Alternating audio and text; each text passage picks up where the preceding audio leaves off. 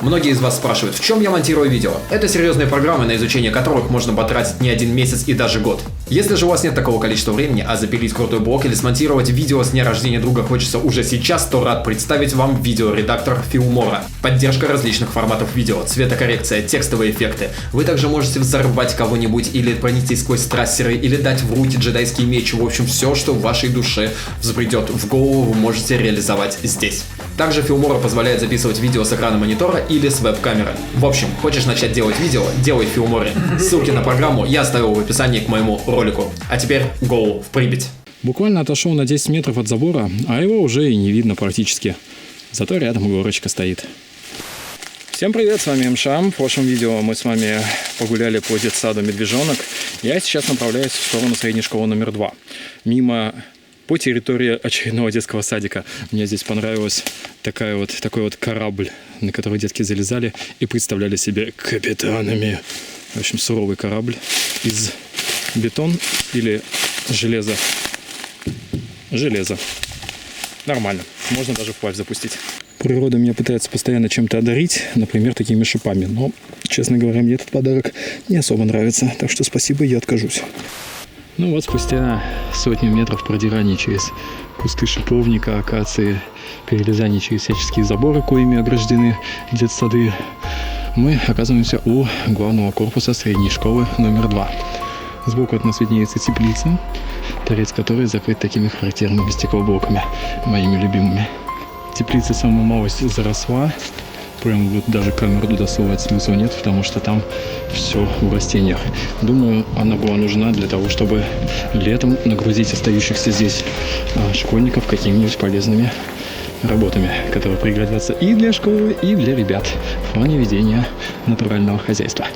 Ну, давайте подойдем ко входу в школу. Я спрятался от палящего солнца в теньке.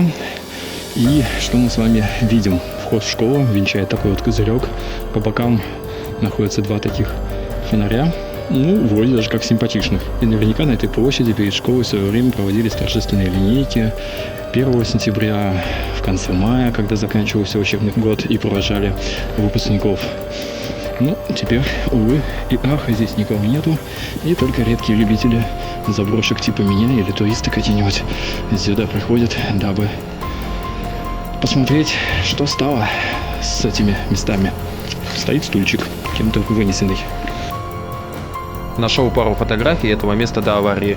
Они очень наглядно показывают, как природа отвоевывает обратно свои квадратные метры.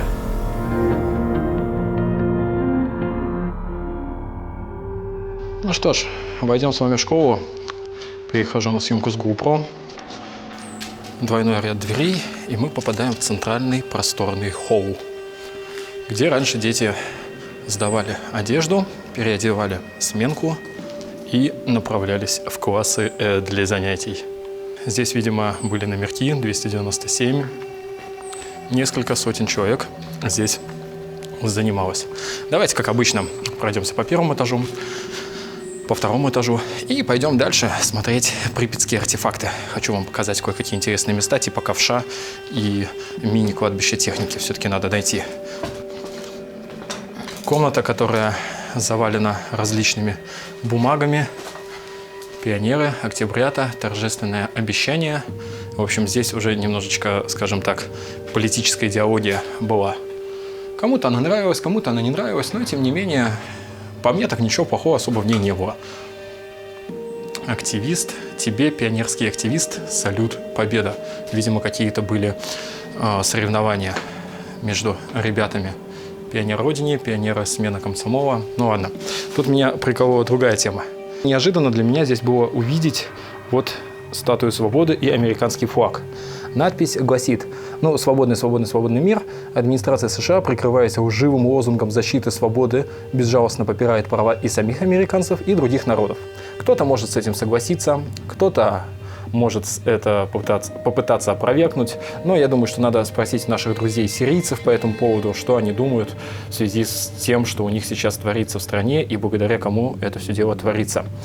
В декабре 1983 года состоялось открытое заседание чего-то там, ровесник на тему «Америка и американцы».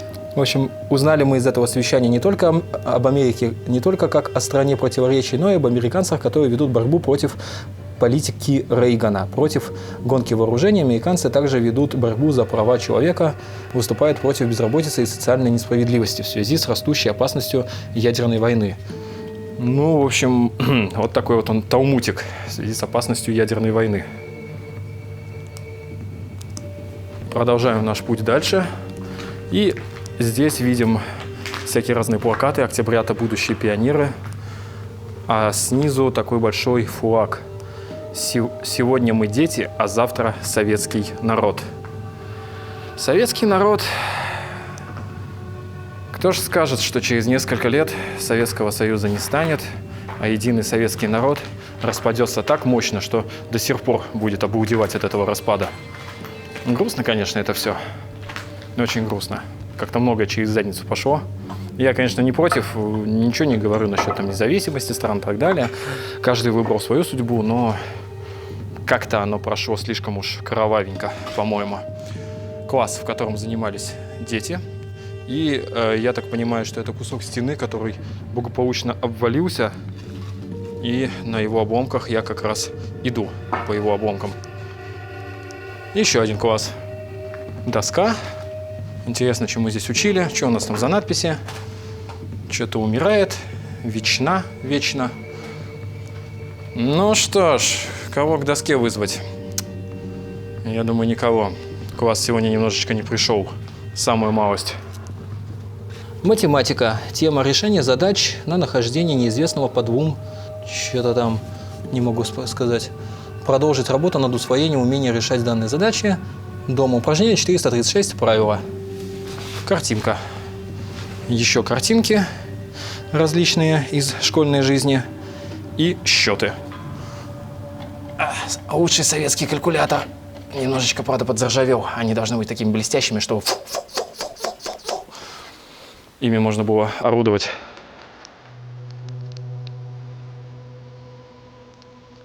Что у нас дальше? Дальше у нас, видимо, туалеты. Но, как всегда, а можно мне выйти? Я в туалет. У тебя что, ИНРС, что ли? Ты каждые 20 минут выходишь. Старшеклассники выбегали покурить. Да. Маленький нюанс пользования стабилизатором в том, что я не могу резко повернуть камеру вниз или вверх. Она как бы остается в застабилизированном положении, в горизонтальном. Поэтому приходится немножечко тормозить и плавно нажимая кнопочки. Вот как сейчас вот вы видите, я выравниваю камеру так, как мне надо. Пластиночка. Небось, ленинградского объединения «Мелодия». Ну, здесь вроде как все понятно. За окном опять буйная растительность. Переход в другой корпус, я так понимаю, сделан такой эстакадой. Ну, можно, в принципе, сходить в другой корпус. Go!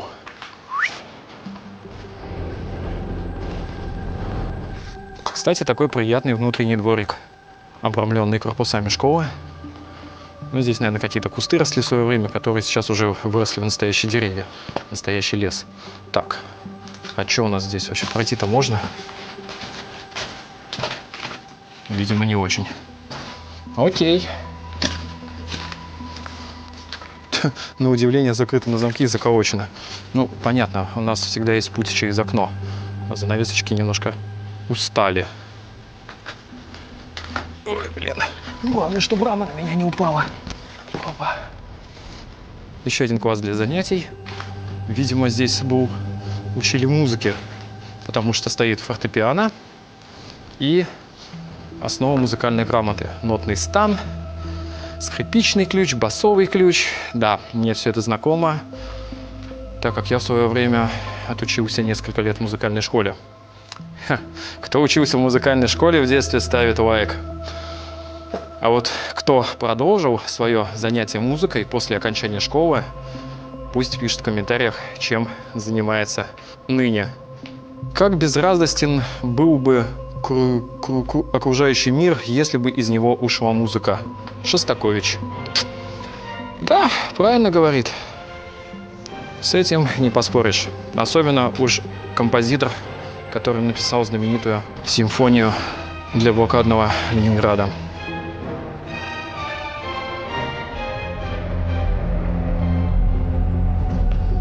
Первая ступень – сила и мужество. Вторая – спортивная смена, смелые и ловкие.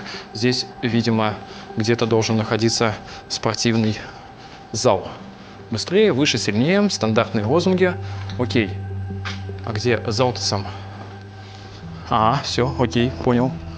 Вот спортивный зал. Большой-большой зал. Ну, как сказать, большой. Ну, для школы довольно-таки большой. Здесь можно было порубиться в баскетбол. Причем висят 4 баскетбольных кольца. Видимо, такие локальные игры. И висит металлоконструкция, на которой, видимо, крепилось кольцо баскетбольное для больших игр. Ну и здесь явно разминались, тренировались, бегали и так далее. Были, наверное, свои кружки и т.д. и т.п.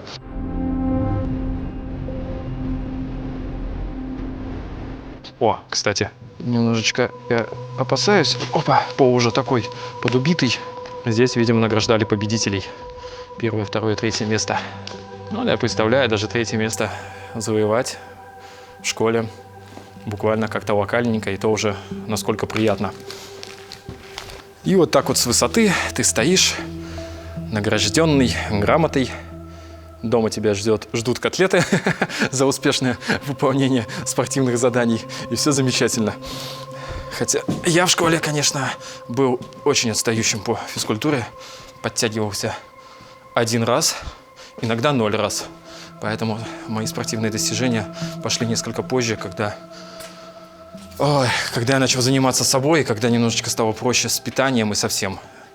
Очень, конечно, сложные те были времена, когда я учился в школе, как раз это были 90-е. С 91 по 99 я учился в школе. Ну, в общем, можете, кто знает лихие 90-е, я думаю, тот поймет. Тяжко было. Снова кассовый аппарат. Здесь, видимо, школьники могли подзакупиться пирожками. И вообще это помещение столовой, я так понимаю. Ну, это, в принципе, вполне так логично. Большие стекла, чтобы больше естественного света попадало. Рядом находится кухня. Все здесь сразу готовилось, варилось и так далее. Ну, кухник. Советские приборы, аппараты для приготовления не особо отличались друг от дружки. Так что то, что мы видели в детском саду, то же самое мы видим и здесь. Это, видимо, холодильники. И еще такой один большой холодильник, в котором запирали наказанных. Ну, на самом деле здесь, наверное, хранилось мясо какое-нибудь. А рядом находятся щиты с предохранителями, с шинами. Что у нас там написано? Группа номер 1. Моечная машина, электрическая плита, кипятильник, электрические плиты. Ну, все логично. И еще один щиток. Что там такое? Электрический котел, сковорода, морозильник и так далее. В общем, электрооборудование разделено на 2 группы, питающиеся со своих шкафов. Сюда, видимо, через этот вход заносили продукты. Недопитая чья-то кола, но это явно современная. Блин, ну мусор-то можно же с собой забрать-то, блин, господа сталкеры-то, а? Етить вас налево, блин, или туристы, блин, я уж не знаю. Я, конечно, моралфак в этом плане, но, увы, как есть. А может быть, в этом плане и хорошо. Тут главное палку не перегибать. Но мусор все-таки за собой можно вынести. Когда я говорю про мусор вынести, я подразумеваю логику в чем? Когда вы едете куда-либо отдыхать, ну, либо вот сейчас, вот как туризмом заниматься вот этим вот легальным или нелегальным, вы же тащите с собой тяжелую 1,5-шку или там сколько она там, это Кока-Кола идет. Ну уж если вы ее, стабилизатор куда? Если уж вы дотащили тяжелую 1,5-шку и выпили ее, то уж пустую бутылку-то уж можно оттащить обратно. Стабилизатор стоит на месте. Как-то он немножко, я вообще не понял алгоритм, как он тут елозит. Так что, ребят, за чистоту. Не применяйте самодельные предохранители. Жучок, волк и заяц из «Ну погоди». Мойте руки перед едой. Это правильно. У меня воды с собой мало, поэтому я пользуюсь влажными салфетками. Не ныряйте с лодок, причалов, набережных мостов. Да ладно. Ну, в принципе, на самом деле, нарисовано правильно, потому что я в неизвестных местах тоже стремаюсь, что какая-нибудь коряга там будет, в нее впилишься и как бы, ну и может там остаться. Поэтому нырять нужно в проверенных местах. Перед школой обязательно горячий завтрак. Да, позавтракать это всегда хорошо и полезно. Хотя многим с утра еда не лезет. Снова мы попадаем в холл другим немножко путем. Здесь находятся какие-то плакаты. Ну, а я вам предлагаю, мы юноармейцы, мать моя женщина, юноармейцы, я еще такого не слышал. Структура Всесоюзной пионерской военно-спортивной игры «Зорница». Круто. В «Зорнице», кстати, никогда не участвовал. Честно скажу. но идея ее мне нравится. Так, у GoPro садится батарея, я собираюсь на второй этаж, поэтому сейчас все поменяю и пойду выше. Так, GoPro решил отдохнуть, я ей не вправе помешать. Она, в принципе, и не спрашивает моего права и согласия. Поэтому Sony, более узкий фокус, ну ничего страшного. Поднимаемся на второй этаж. Давайте сейчас пройдемся по нему. И снова классы. Сплошные парты, стулья и дестрой. Маленькие, небольшие классы. Ребенок. Правило поведения школьника. Прилежно учиться, внимательно слушать объяснения учителя, выполнять все его задания. Ну, признавайтесь, кто прогуливает. Да ладно, фигня, все прогуливали. В нашей жизни очень часто так получается, что троечники, которые учились в школе не актив, становятся вполне успешными во взрослой жизни людьми. А отличники, наоборот, куда-то скатываются. Периодически бывает. Конечно, бывает и по-нормальному все. Отличники отличаются в жизни, а двоечники скатываются куда-то непонятно куда. Доска. Школьная доска. Выпуск 1983 года. Рябицкий Владимир, Киев. Всех помню и был в 2012 году. 2015, 9 мая 2010, Истомин, Панин, 1983 год выпуска. Надписи оставлены теми, кто здесь учился и кто приехал в те дни, когда можно сюда заехать на 9 мая. Вспомнить, как оно было. Ну, можно сказать, проститься, наверное. Я не думаю, что... Ну, хотя, не знаю, может, и поезжали сюда. Анатомия, скелет и учебник. Учебник... Чего у нас там? Учебник ботаника. 5-6 класс. Открыт он был на странице оплодотворения у цветковых растений. Прям по Фрейду. И снова напоминание, что это не просто заброшка, а заброшка в таком довольно-таки уникальном месте. Остатки от противогаза. А это что у нас такое? Это, видимо, какой-нибудь бык-тур. Не знаю. Українська мова. Українська мова. 7-8 клас. Однако, развиток української мови після Великої развития типа украинского языка после Великой Октябрьской революции. В основе ленинской национальной политики коммунистической партии лежит принцип не знаю, равноправности наций и национальных культур. Короче. Был украинский язык в Советском Союзе. Кто хотел, тот на нем и говорил. Вы спросите меня, почему я так обращаю внимание на украинский язык, на то, что вот оно было там. Просто неоднократно слышал, что в Советском Союзе украинский язык притеснялся. В принципе, с учетом того, что столицей Советского Союза была Москва, русскоговорящая, то неудивительно, что все официальные передачи, официальный язык был русский. Но, тем не менее, пожалуйста, украинцы могли спокойно говорить на украинском языке. Я думаю, что старшее поколение напишет в комментариях, что да, как было в действительности. Естественно, я провел свое детство, еще советское детство на Донбассе, где, скажем так, украинский язык в меньшинстве. Все говорили на русском, на суржике точнее. Что, пошукать, побачимося и так далее. Так что кое-какие слова мне знакомы с детства, но я на украинском языке говорить не могу, потому как у нас его толком не было, там, где я рос. А рос я в Краматорске, кстати. Краматорчане, привет, как у вас там дела? И снова такой забавный барельефчик, типа, чем занимаются девочки, мальчики, танцы, флажки, запускают самолетики, сажают растения, что-то там делают.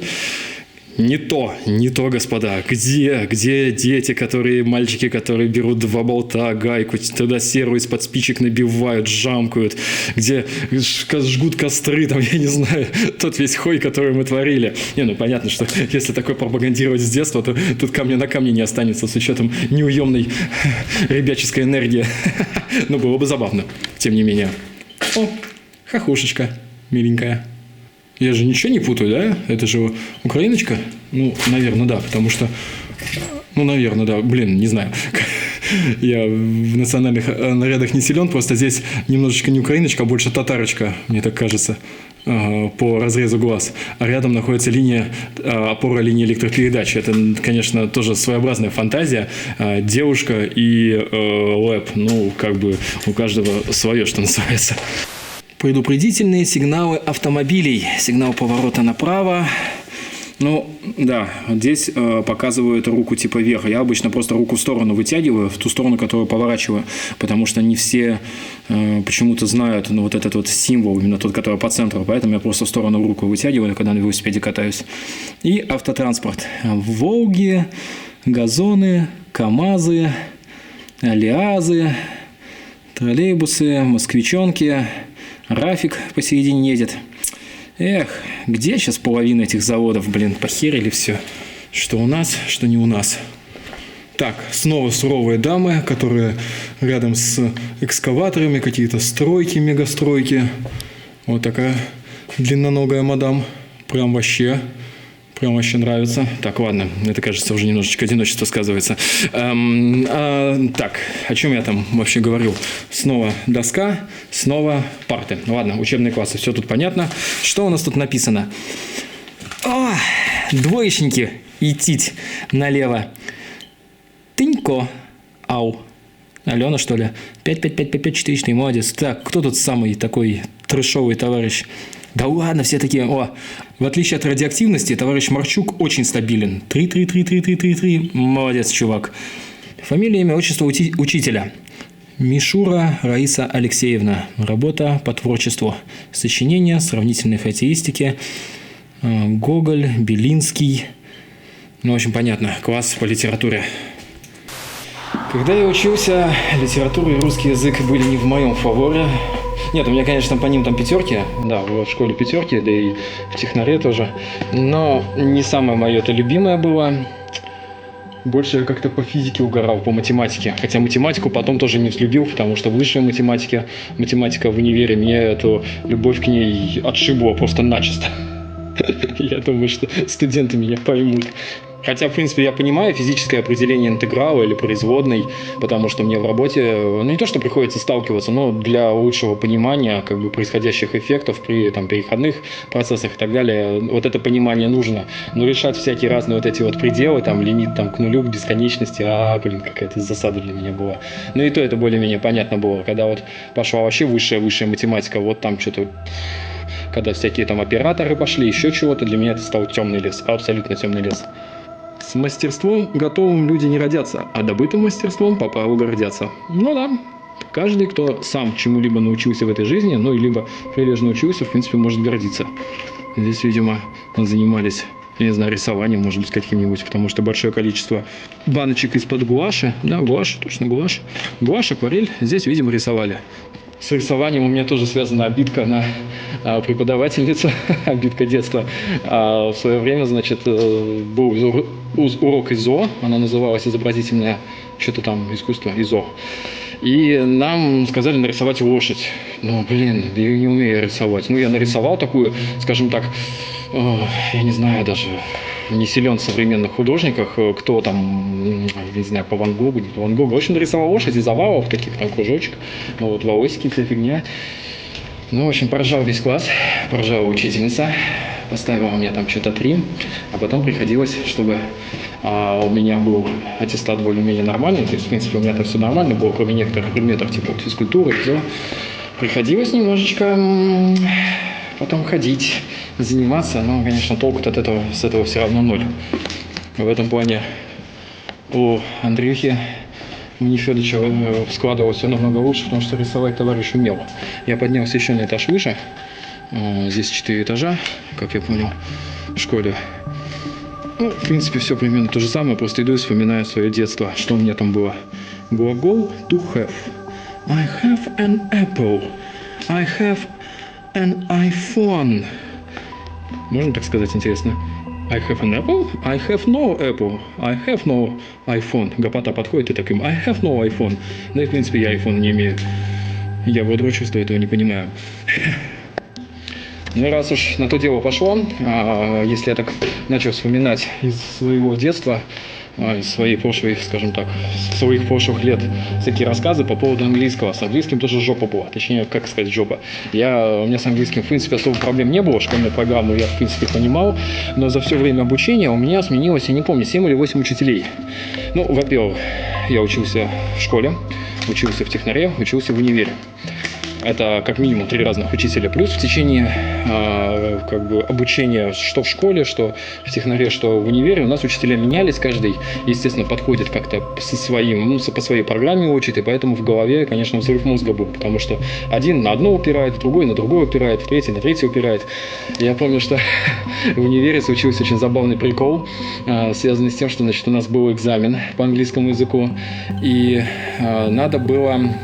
Значит, одно из заданий в билете было прочесть текст и, пересказать его. И, в общем, я его прочел, а остальное что-то там вообще задница была какая-то. Там то ли с временами, то ли еще с чем-то. В общем, у меня всегда с этим проблема была. Никто мне так и не смог нормально объяснить из учителей. Вот эти все present indefinite, continuous и так далее. Вот. И я, значит, думаю, ладно, хорошо, хотя бы один точно знаю, второй кое-как всегда 1,5 билета, но ближе даже как бы треть билета знаю. Начинаю, значит, ей пересказывать текст. Смотрю, она такая на меня смотрит. Я такой, смотрю, думаю, неужели я вообще чушь полную несу? Вроде думаю, как бы не совсем страшные какие-то слова в тексте были. Она такая на меня смотрит с опаской. Я, значит, пересказываю, я уже начинаю запинаться на нее смотреть, как-то мне уже неуютно. Она такая, чувак, типа, вообще-то его по-русски надо было пересказать. А я по-английски пересказал. Она такая, Вера, ты знаешь и понимаешь, 5 свободен. Я такой, юху, и пошел. А это мы вообще куда пришли? Это, наверное, был кабинет географии. География, она мне всегда нравилась. В принципе, и сейчас она мне нравится. Карта природных зон Советского Союза, геологическое летоисчисление и так далее. Советский Союз большой какой.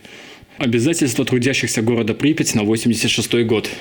В промышленности завершить выполнение плана, сверхплана, произвести товарные продукции на столько-то миллионов рублей, товаров народного населения, ля-ля, 3 кота, обеспечить ввод в эксплуатацию 5-го энергоблока Чернобыльской атомной электростанции имени Ленина в декабре 1986 года. Жилых домов общей площадью 43,5 тысячи квадратных метров и хирургический корпус на 240 коек. Дом пионеров, магазин «Детский мир», ретранслятор, здание ДОСААФ и другие объекты. Увы и ах, ничему этому не суждено было исполниться. 5-й энергоблок достроили на 80%, законсервировали. В 1987 году поняли, что строить дальше его не будут. И, сами понимаете, все остальное тоже было не сделано. В том числе жилье 43,5 тысячи квадратных метров тоже не было построено. Отсыпка строящегося квартала впоследствии была использована для захоронения различных бяг радиоактивных. Увы и ах. А вот это похоже на кабинет химии. Кристаллическая решетка.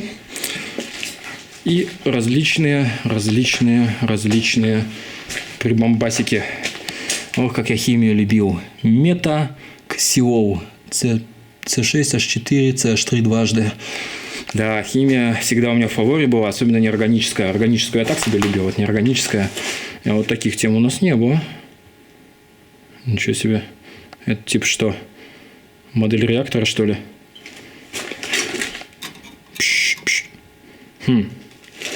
Плакат на украинском языке. Троещина. 14 ноября 2009 года.